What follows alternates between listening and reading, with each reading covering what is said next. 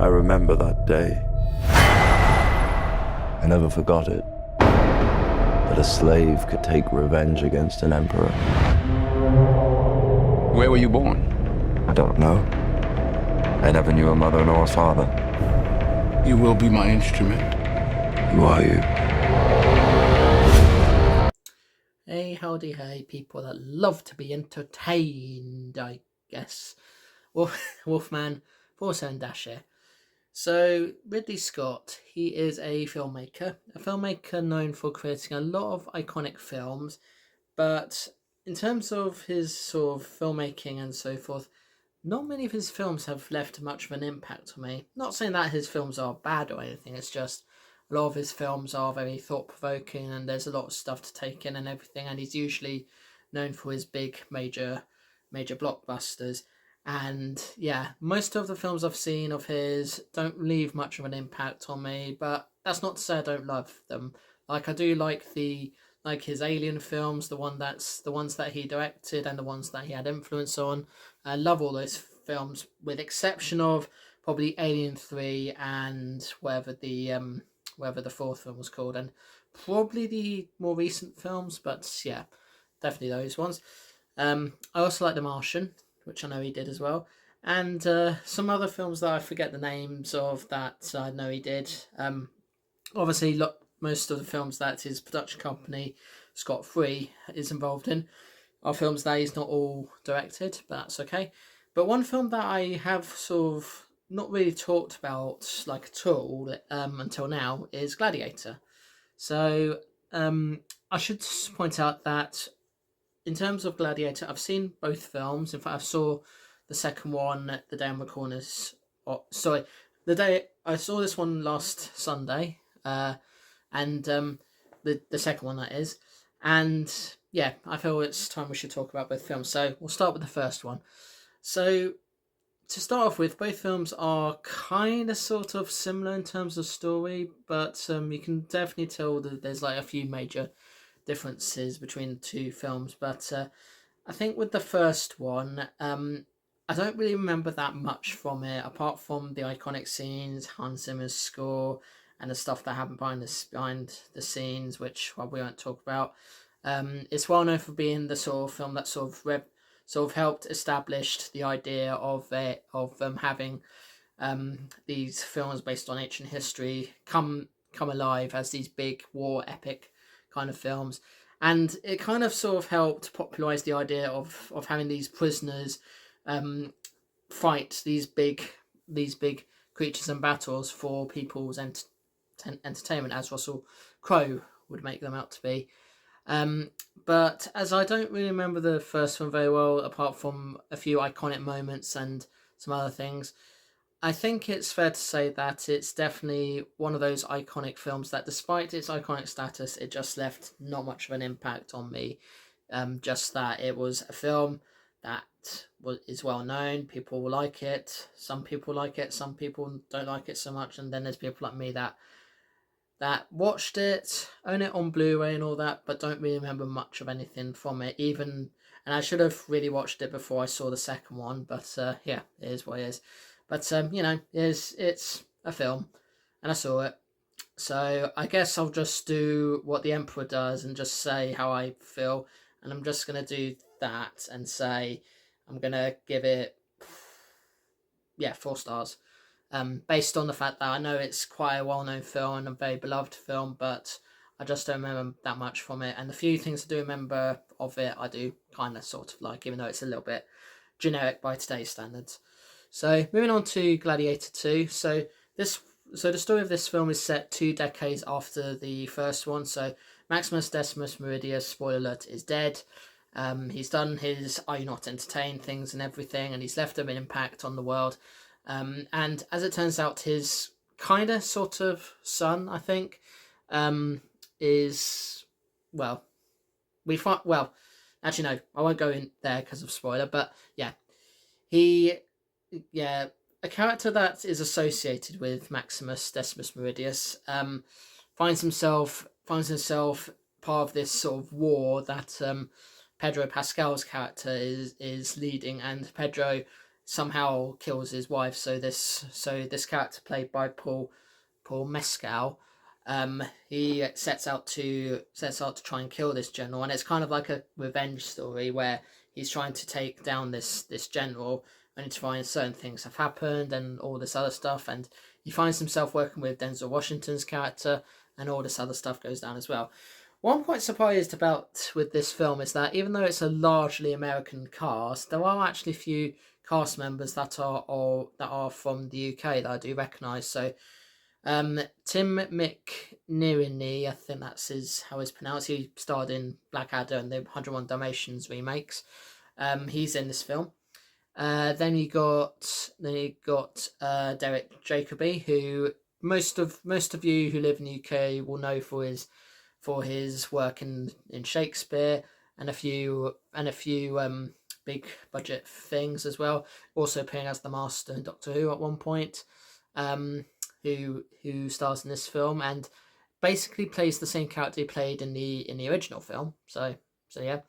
And then Matt Lucas, who a lot of you Brits will know as being one half of the Little Britain duo, but is well known for his other various roles, and he's actually kind of made a name for himself in big blockbuster films lately. Not really appearing as a major character, but more as a sort of comic relief kind of character. Although this film he's not really playing comic relief, he's playing more of a master of ceremonies, which is usually this character that leads the sort of gets people hyped up and ready for the fights that are about to happen. So yeah. Then there's also this talk about there being this bisexual moment that Denzel Washington portrays, and on the Wikipedia page it says that this particular scene was removed from the film. But when I actually watched this film, and I don't know if they meant like kisses in like a big kiss on the lips or something, but there was definitely a moment I saw in Gladiator 2 where he's greeting this politician person just like any other person, just in this sort of time period, doing mwah, mwah, and then kissing him on the cheeks as well, which I guess I don't know if that's the bisexual part that was removed, but because it was released in the UK, that is kind of allowed, because we are a nation that is or should be a nation that's accepting of people from LGBTQ plus things, but people I should say. But you know what other countries are going to be like? They're going to be like, no, I don't like it. You should remove it. Yeah.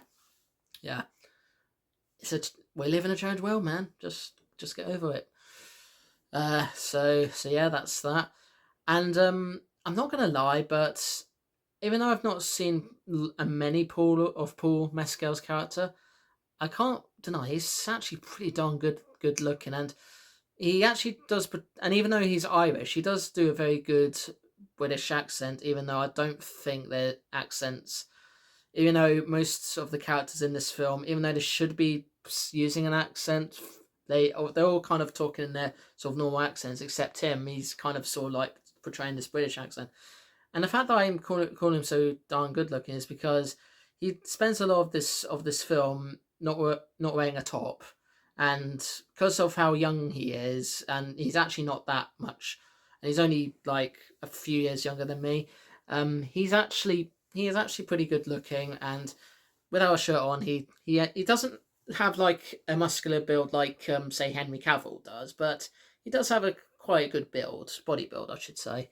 There are a few other stars in this film that do have a muscular build as well, but not quite like Henry Cavill. But yeah, enough about that. So yeah, Denzel Washington, as I said, he's in this film. He's pretty much the only good thing about this film that's actually makes this film worth watching again, because he does portray a very good character that at one point you kind of think he's okay, he's cool, he's chill, and he understands and everything. But as the film does go on, you then sort of get a sense that he's actually after something much greater, something much more powerful than what he's got already. He's kind of sort of trying to get what he wants, and yeah. And compared to the previous one where you got the one emperor played by Joaquin Phoenix, before the days where he becomes a character actor, you do get these two emperors in this new film who are kind of very not quite the same as him, because in fact I know one of them, played by Joseph Quinn. He is tries to distance himself from that emperor so that he can do his own take. But they do kind of be portrayed as one of them's is pretty calm and chill and everything, but does sort of take things a bit too seriously when they're thrown in his face. And then another person that's a bit more crazy and insane and over the top, to the point where you can actually where I do wonder maybe he should be like the new Joker in a Batman film or something like that, because of the way he portrays it. So yeah, so I think Gladiator 2, while probably on about the same sort of wavelength as the first film in terms of plot and so forth, it's got good performances. It's got a lot of good bloody violence, and I do like a film that's got a lot of good bloody violence that actually makes sense for this kind of film, and definitely served its purpose as being a big blockbuster film. But I don't think it succeeded as being better than the first film. In fact, I feel it's kind of more on par with the first film in terms of how okay it was. And the British stars in this film do kind of make it worthwhile for me, because I do like Tim McNerney, or whatever his name is, work, and I feel he doesn't do as much stuff as he these days like he did back in his early days. The same with Derek Jacobi. This is the first thing I've seen him in as well. Matt Lucas, I'm not too bothered about, but I do kind of like him in roles that are not roles that's where he's making fun of a certain stereotype or something. Because yeah, those days you just can't do them anymore. They just don't feel right all the same. So yeah, so as much like with the first one, we're going to give Gladiator 2 also 4 stars. So I think overall I was definitely entertained by both films. Obviously the first one I don't remember all that well. The second one is on par, and it serves its purpose. And if you want a film that's got some great performances, and you don't mind the sort of generic revenge war kind of story, then that's the film for you. I will say that I am a sucker for things that are based or loosely based on ancient history, which is the reason why I love playing the Assassin's Creed games, the God of War games. Some of the other games are set in ancient history, and watching films like this that, while not entirely based on actual true events, you do kind of get the sense that it could be that it's actually just a very interesting idea to explore. So yeah, and Hans Zimmer's score. I mean, I know some people aren't that keen on Hans Zimmer compared to the much more vastly superior, in my honest opinion, John Williams. He does a good score in both films. So yeah, or the one film. I actually don't know which one he is. So yeah, and I should say the reason why I'm shirtless in this video is because I'm trying to make out that I'm a prisoner of war. Because certainly in the second film, there are lots of moments where some of the characters are shirtless because they're prisoners, and yeah, I think that's kind of like the sort of trend in that period of time where you got characters that are in prison and not wearing much because they just can't. So yeah. Anyway, thank you so much for watching. Please subscribe if you'd like to see more of my videos. I upload videos at various times daily in a BST/GMT time zone. So film reviews like this, as well as other kinds of vlogs, particularly those talking about things pop culture. And I also talk about things that are happening in my life, do hauls as well. And if you're a gamer and like gameplay videos, I also do those as well. So straight up gameplay videos where it's just no commentary whatsoever. I just put in some editing and memes in there, but it's otherwise just straight up gameplay, nothing else. And also let's plays where my camera's on, I do challenges, I do commentary, just talk about the game and just poke fun at it if I feel it's appropriate. And yeah, and if you were entertained by the video, hit the like button, share with your pals, leave a comment if you want to. See you in the next one. Peace to you all, And remember, when you're introducing yourself to someone, maybe keep this sort of negative stuff out, because I don't think everybody wants to know if you're the husband of a murdered wife or father of a murdered son. Yeah, just leave those parts out.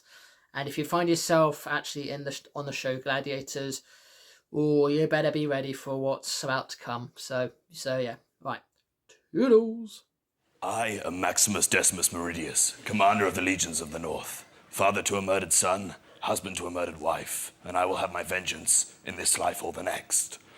Gladiator! Ready! Continue!